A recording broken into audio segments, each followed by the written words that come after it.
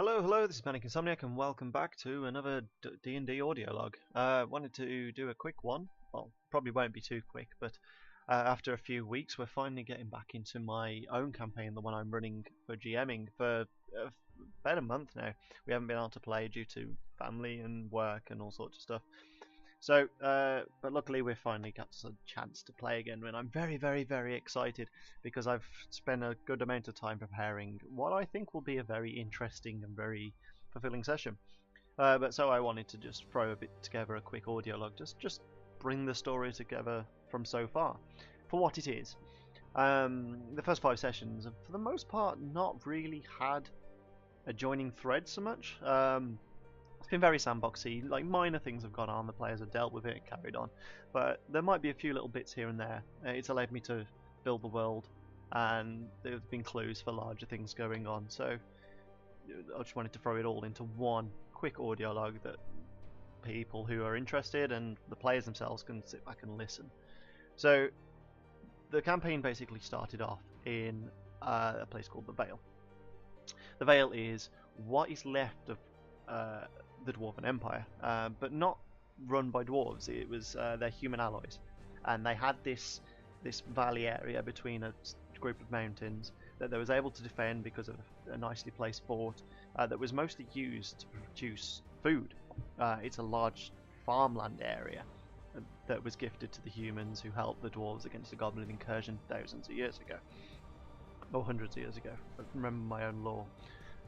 So they started in the center of this, in a city called Mannheim, and the idea was that I'd just start them in and just give them a mission straight off. Didn't go for the tavern or anything like that. I had them standing in the office of the guild leader of the group called the Freelancers Guild. The Freelancers Guild, which they learned throughout, are an independent group that supports the Vale by doing odd jobs. They're not just mercenaries, they are builders, they are escorts and all this type of thing. So I had the 3 characters, the 3 players, gathered there. They are a half-orc called Batakon. He is a horse archer from the distant northwest, where there's this large steppe. Joni Appleseed, who was a cleric who belongs to the faith of Eostaria, who is an aspect of one of the 2 main gods who is worshipped by farmers. Denaria, the main goddess, is the sky goddess. She's in control of the weather, but in my lore, Eostaria is an aspect of her which was born out of her love for her husband, the war god. And she blessed the land with bountiful crops and stuff, because he is the god of the earth and stuff like that. So she's worshipped by farmers and stuff, and she's the goddess of the harvest in many aspects. So he's one of their faith, which has a nice large temple in Mannheim, of course. And finally, Erman of the Blackstaff, a newly minted wizard who is in search of knowledge, essentially. So the 3 of them were gathered in this office, and they were given the task to escort essentially a silk farmer down to the nearby forest so he could collect spider silk. Now, not just any spider silk, of course, because this is D&D. These are giant spiders, so they needed the armed escort, and the second in command of the guild, a dwarf named Barak Hardison, was going to accompany them down. They took the job, they hired some hirelings, managed to get hold of beat off the spiders, and long enough the silkmen to get enough silk. I got it in big bales, which they'll go treat and use to make clothes, which are one of the finer exports of the country. And they learned a few things here. The first is that they found a dead elven messenger. The messenger was being sent from an academy in the distant west to one situated in the Vale, known as the Urgent Academy. The Urgent Academy is known because it is made up of paladins, following Urja, the Mother of Spirits, which is an aspect of the god of the dead, the incorporeal god. So that came up. They couldn't read the message because it was in Elvish, and they knew nobody who could speak Elvish, but they knew where it had to go because of the symbol and the other characters around. So that gave them a thread to follow. They also learned, as they left, an even larger spider appeared. They just fought large spiders, which are basically dog-sized spiders, but I had, I think it was a huge spider approach them. Out of the league for characters this level, generally. But all she did was deliver a message that was essentially that Shiaki, the matriarch of the spiders, wasn't pleased with the tithe, or the tithe, I believe it's pronounced, that was being given.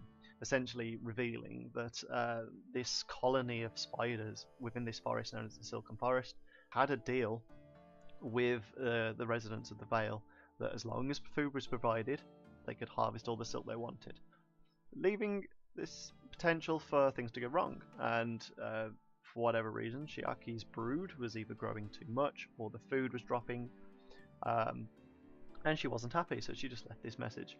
And that was something they could all then pass on to the silk makers and the leaders of Mannheim. So they followed this message back, and they took the letter all the way across the other end of the Vale to the academy. And there I had them speak to the headmaster. He revealed the message to them. He says that they wouldn't be receiving help, and generally that the Erdran Knights were struggling in the region. The Erdran Knights tasked with defending the realm from evil spirits, of which there is a large marshland infested with spirits. Think the Dead Marshes from Lord of the Rings. But also in time they've come to fight against the ogres in the south. Now the ogres are generally kept behind the wall of mountains and the fort within them. But there are catacombs and caves. They are riddled with passageways, and it's a whole labyrinth beneath these mountains, and the Erdran Knights have taken it upon themselves to keep these entrances sealed and defend only one, which they have a small fort in the far north of the Vale. The idea being they're taking pressure off of the army of the Vale, which are mostly situated on the fort, and just making it easier so they ain't getting back attacked. But when they got there, they learned that there was a goblin camp had been raiding the farms in the south of the Vale, that had gotten through somehow. They first went to the fort, they got some information from the knights, and then headed south and managed to scout out where the goblins were coming from. Then they returned to Mannheim, and they were able to not only get paid for the information, but also return with a force of freelancers to deal with the goblin incursion and get paid for it. So that was how they managed that. A couple of Erdran Knights accompanied them, and they managed to deal with it quite easily. And I did a big battle map. I had a large number of goblins, but I'm playing with veteran players, and even with my past of playing a lot of war games such as 40k and Lord of the Rings strategy game, they were able to deal with it quite easily. They used the terrain to their best advantage, and they killed most of the goblins, but some escaped, including the leader. So that was something I could take on from them. They also managed to get themselves a new member for their party by charming one of the leaders of the scout groups, a goblin called Puck. A very nice charm person role from our wizard. Essentially means they've now got this goblin running around with them. And I've almost killed him once, I think. And I've basically said that he can't go in the main city, because who would let a goblin run around? These are the whole reason the humans even live here, because they defeated goblins, and goblins are allies of the ogres, the scourge of the whole continent at the moment. But yeah, so they dress him up as a halfling whenever they go into town, which I find quite hilarious. And they basically, I think Batakan's taken it on himself to train the goblin to be an assistant on his horseback, so he can more effectively fight as an archer. Quite funny, really. But they use him as a scout, especially at night. It's quite useful. So they dealt with the goblins. Some of the goblins escaped, but they was able to fill in the tunnel which they got in, and now they know there's more regular patrols. At the same time, they found an old abandoned mining town, which is infested with ghouls, which leads a plot for later, if they don't deal with it. If not, then eventually the Erdran Knights may deal with it. Who knows? So that's their general purview. And they returned up to Mannheim, where I believe they returned some of the stock to one of the farmers that was affected, and his wedding ring. Unfortunately, the farmer was he lost his entire family essentially, and almost lost his entire livelihood. But they was able to restore that, and when they left later, they learned that the farmer had returned with a group of freelancer builders and farmhands to rebuild his farm, and a few guards to defend it while they did.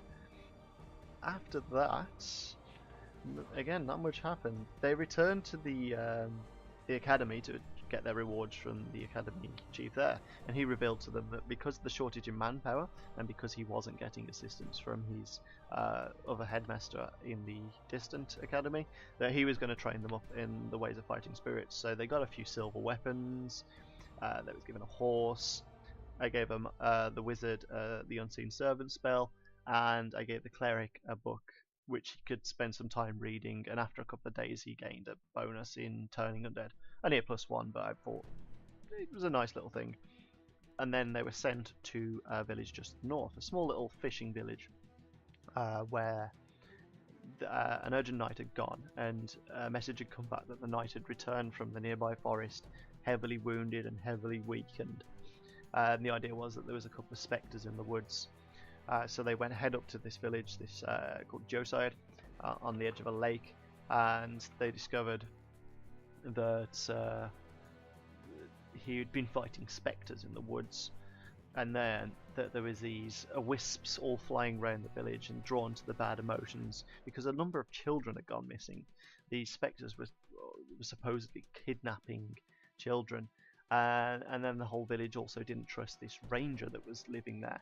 He was an outsider that had come to live, and he basically had fenced off the forest and wouldn't let anybody in because he just told everybody it was dangerous. But they didn't trust him because naturally children were missing, and they rarely ever saw the ranger. He was always in the woods doing something. The party, alongside the knight, who were heavily weakened, decided to venture into the forest and try and find these spectres. And they come across the ranger at the time, got attacked by wisps, and eventually they found this cottage deep in the woods where these spectres lived. Now, the one had been banished by the knight, but the other was still strong enough, and she tried to trick them with an illusion, like this cold, kindly old woman living with children. Of course, they're not going to fall for that, and she almost fell quite quickly to a flail to the back of the head while she was preparing dinner from our cleric, nonetheless. But after a short battle, they dealt with her, put her down, and they were able to turn the children to the village. And when they did, and the celebration was going on, rather than take the glory for themselves, they put it on the ranger. And the ranger became the town hero, and they were pleased with that. They got a few bits of money and a few rewards and a new ally potentially, and they returned to the academy. The academy then didn't have a job for them, but knowing that several of the players were seeking knowledge, Vartagon for his tribe, shown need for, I'm assuming, enlightenment, and Aman because he's a wizard. He said, "Why don't you visit Port Finisheim on the far side of the Vale? There's a large library there with a number of wizards, and they might be able to help you out." So they did. They headed straight up across the entire Vale to Finisheim. On the way, they bumped into a number of bandits. Now, like the south, the north is bordered by a number of mountains, but it's quite a larger valley between the two sets of mountains. And the wilderness beyond is infested with large tribes of these Northmen. I suppose the most apt comparison would be the wildlings, but without a giant ice wall from Game of Thrones. So they fought these bandits, and including a berserker, this big guy which had a magical sword, and just with pure rage. But they managed to capture him and one other, and they noticed that all the Northmen had a tattoo that was essentially an eyeball and a clenched fist. And they didn't recognize it, but they were sure, and they took the prisoners with them after a bit of interrogation and not getting much out of them, despite another charm person roll. And they took them to the fort in Port Finisheim, where they was imprisoned and questioned. But it was at the library they learned what this symbol was, and this was a symbol of the seer. Now, the ogres, for backstory, the ogres once were a vassal of the dwarves, similar to the humans. And they lived above ground, around where the dwarves had their mountain holds. But one day, this enchantress turned up, this ogre magi, this ridiculously powerful female ogre that had a number of followers.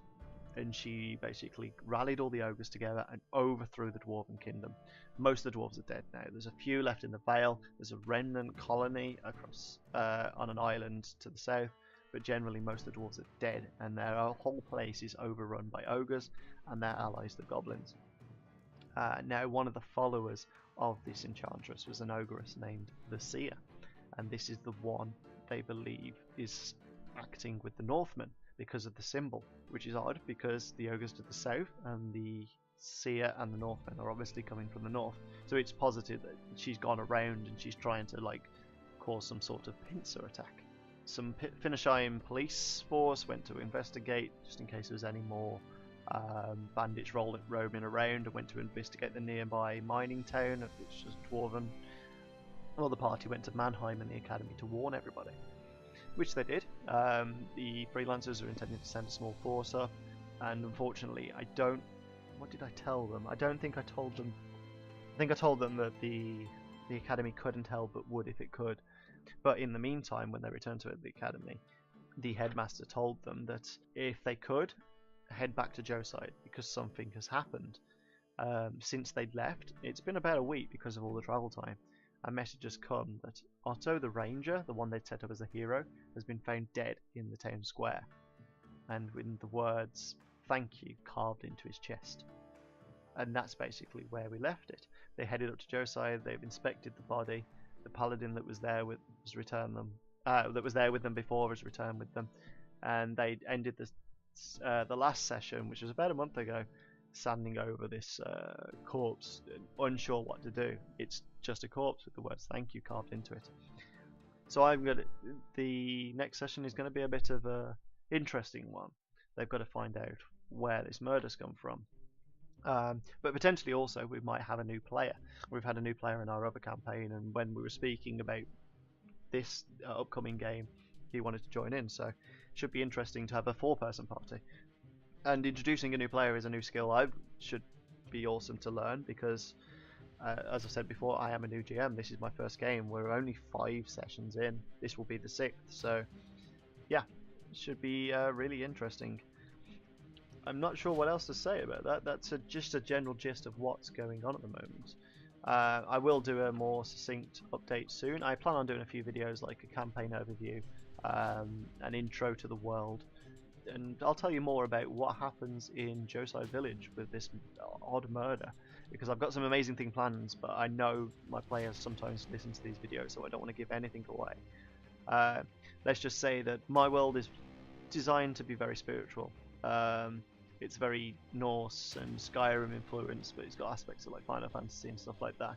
So they've already fought spectres here, and there is a whole paladin order dedicated to fighting spirits. So maybe that'll give you a clue as to where things will go. But until next time, I've been Manic Insomniac. Good night. Thank you.